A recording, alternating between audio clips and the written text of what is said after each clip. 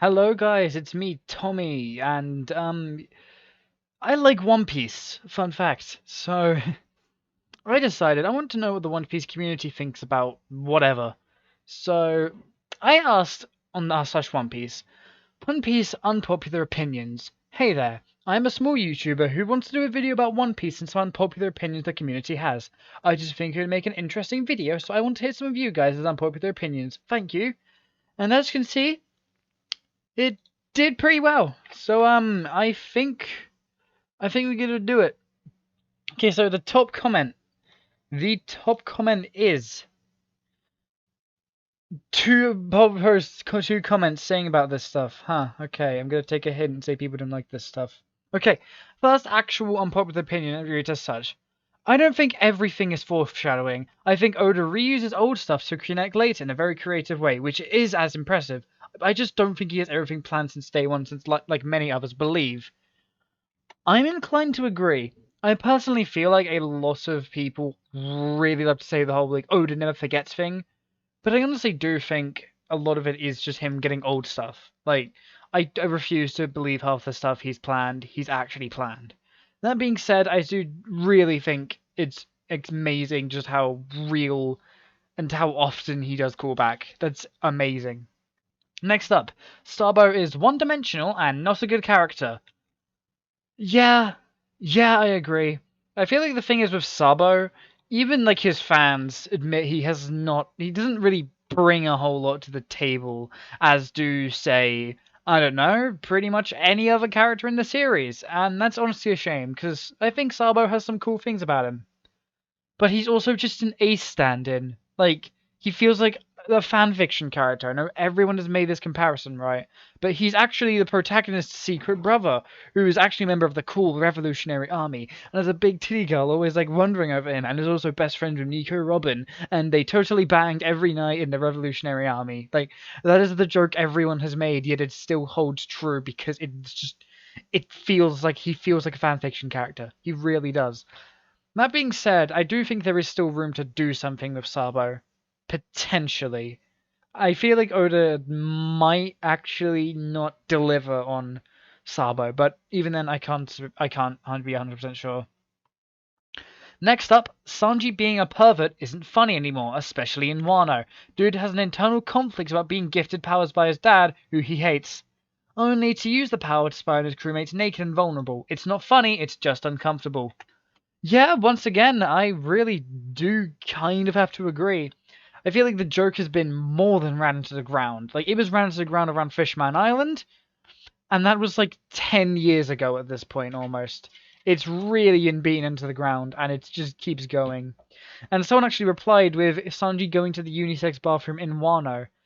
And yeah, that is definitely one of the more weird moments, because it's unisex. Could have just been there anyway. But you know, it's fine. I personally do think Sanji definitely needs a little bit more.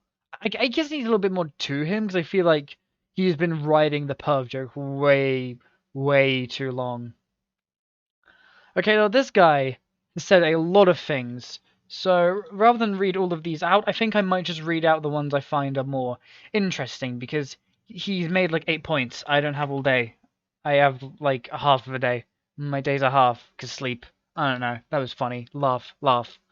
Um, so one I found very interesting is his first point. Boa is an absolute garbage character. She is an abusive piece of shit to everyone, and Oda thinks a sad backstory can make her as lovable as Robin or Nami. She's only beloved by fans because she's hot. That is a point I very much agree with. I wouldn't go so far as to say the abusive piece of shit part, but I feel like in general the whole Boa's very underrated and doesn't have a lot going for her. That is 100% true to me. I really don't think that Boa has a lot going for her other than her looks. Which I feel like even Oda kind of knows, because her entire gimmick is actually just gets what she wants with her looks. But yeah, Boa is just not as interesting as a character to me, and I don't get why she still consistently places so high on, like, all, and I mean, like, all of the character, like, polls. She hasn't appeared for, like, she hasn't appeared properly since like Sabaody, and even then she barely did anything. Like she has not been the return to Sabaody, I mean, but yeah, not very interesting and hasn't done a lot. Another one is Nobody ever dying is grade A bullshit, and why I've almost dropped the series at multiple points. I'm not saying it should be a bloodbath, but a little stakes once in a while is a good thing. Side characters having impossible odds to make every single time completely removes any and all stakes and makes One Piece seem like a kid's story. I mean, I believe there was the one guys in Skypiea, the rebels, that actually died, and like there was some deaths in Marineford and Whiskey Pete. Wow, oh. Yeah, no one ever dies in One Piece, and it's like the most. It just takes away all like stakes. I'm not even trying to be funny. My own unpopular opinion here. I don't believe Pedro's dead. I know that makes no sense, but I don't believe Oda has the balls to kill someone off. And another one is this is actually one of their last ones. The pacing post time skip is fucking horrible constantly. Dressrosa lasting years, Wano starting to be stretched out, and Whole Cake Island having an arbitrary time limit. I've always said One Piece is one of the more iffy parts of it is the pacing, and I think Dressrosa and Wano exemplify that. I love Wano, don't get me wrong. I think Wano is a great arc and what post time skip really needed. But it's been going on for fucking ages. Because it's going back to the whole thing of giving every Straw Hat something to do, but also it's giving every single side character in the arc something to do, and it's just not very. It's too all over the place at this point. Like, they're even introducing a new Straw Hat in the middle of the Onigashima raid. Or at least she might be a Straw Hat. I don't know what the deal is with Yamato. And it's a shame, because I do think there is, like, so much cool things about Wano, and I hate to say that I think the pacing isn't good. But the pacing is not very good, in my opinion. Okay, so next one. Aine's lobby is overrated. It's aight, but not nearly as good as Marineford like people claim. I don't think if you look, if you know me, you know I very much disagree with this. I think Aine's lobby is genuinely amazing and some of the best shonen ever. My only real guess is maybe there's not that much development going on for a lot of it. A lot of Aine's lobby just ends up kind of being, hey, this is the action. So I can get why some people think it's a little bit overrated. Personally, at least for me, I think like the entire thing is really good. Aine's Lobby is from like the Aine's Lobby to Marineford, just that entire stretch is some of the best shonen I've ever read. It's amazing. The next one. Katakuri is extremely overrated in terms of power. I have seen people who seriously think he can beat Kizaru. In my opinion, he currently loses 1v1 to current Zoro or Sanji. Yeah, I feel inclined to agree. I feel like Katakuri is strong. Like he has Haki and he has a very good fruit for the Haki. But I think a big part of Katakuri is that he's really just kind of overrated because he's cool. I think that's what I see of it. I think a big thing is that, Katakuri's cool, so a lot of people think he's really powerful. I don't really think it. I think power scaling in One Piece is very difficult to do because there's linear and non-linear power scaling. I like to say. And there's linear, which is things like Dragon Ball, where they have straight up power levels, and there's a very distinct, clear hierarchy of power. And then you have series such as JoJo, which is a very non-linear power structure, where it's much more technique and ability based. Like for all intents and purposes, like fucking Gyako from like Part 5 could beat like Rubber Soul from Part 3 and stuff like that. And there's so many things. I personally feel like non-linear debates are a lot harder, but they're also a lot more interesting. And One Piece is this weird like mix of both. And I kind of have to agree that, it just is a bit of a weird kind of power system, the whole Haki and Devil Fruit thing. That I think it is good, but it does definitely lead to some like odd decisions, I guess I describe it. I'm not sure how to describe it, but it's definitely an odd and unique power system that makes power scaling unique, but that's why I tend not to talk about it. The power scaling post time skip has been genuinely atrocious, and Haki is a powerful power system that has been implemented even worse. Okay, all I'm gonna say is thank fuck someone else agrees. I've never been a Haki fan. I've always kind of agreed that Haki was honestly kind of a load of bullshit. I've always kind of thought that. I've always kind of thought that like a lot of Haki is just whatever it feels like, And Conqueror's Haki just knocks out people who are weaker than you.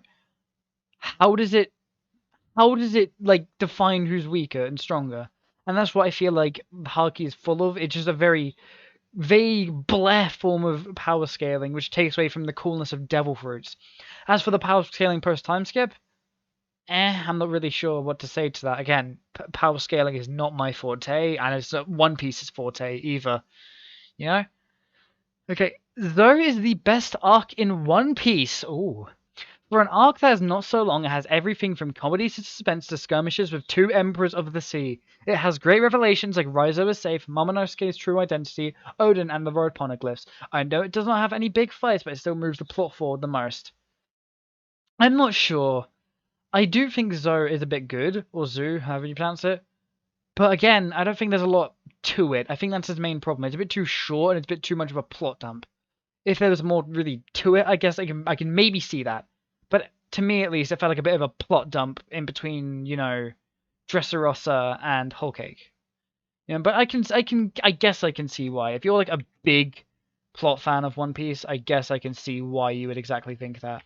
My personal thought on Zoe is that it's all right, but I don't think it like, exactly astounds in any way. Because at the end of the day, it is again kind of a plot dump arc. Okay, so next one. Okay, I'm gonna. There was a big debate about Aikinu. I'm not gonna talk about that. And this is an interesting one. At this point of the story, it's annoying we still get more questions than answers. Oda should really stop introducing new mysteries, because things we still don't know are enough. It's time to start and answering some questions. The manga should be close to an end. Okay. The problem is we don't know how close One Piece actually is to the end, Because I've heard the most common consensus is that I'm not sure if apparently Oda said this, but I haven't actually found a source for it, but I've never asked or searched. But it's the fact that people are saying that Wano was the last normal arc, quote unquote, and then we'll have a sort of Reverie 2 arc or whatever, which is similar to just a kind of filler plot dump, and then we're going to be in the climax, which I feel like is at least likely. At the very least, I think it's likely for that to be the way it ends. And yeah, I definitely do feel like at this point there's so much stuff. I feel like the climax arc of One Piece will have to be massive to make up for this. Absolutely huge. All right, and this one. Okay, now this one is very unpopular. Okay, this one is one I don't think a lot of people are going to agree with. And we're going to end it with this one because screw it, why not? I think, I think Big Mom is nothing more than a complete joke of a character at this point, who is far too just odd in her depiction of being one of half incredible patheticness and the other half being a complete intimidating villain, leading to this complete and utter tonal mess of a character that you can barely even really care for because she's treated so weirdly.